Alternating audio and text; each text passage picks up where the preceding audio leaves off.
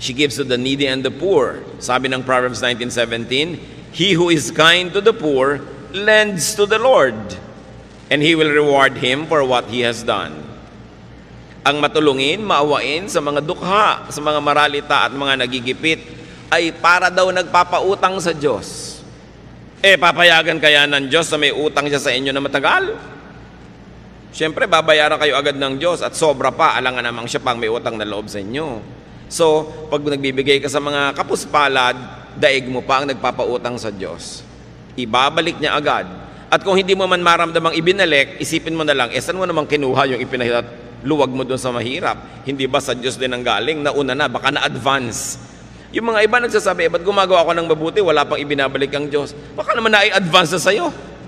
Naghahantay ka pa ng iba, nauna na palang ibigay sa'yo. Along with hard work, this is the best insurance against poverty.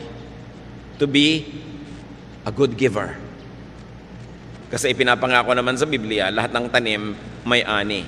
Kung hindi man sa exact person na tinulungan mo yung ani, may ani yun sa iba. O kaya kahit wala ka pang anihin, saan mo naman kinuha yung tinanim mo? Again, na-advance na yon. A godly moneymaker is a good giver. You make a lot of money not only for yourself, but so that you will have much to give away. Very, very godly purpose.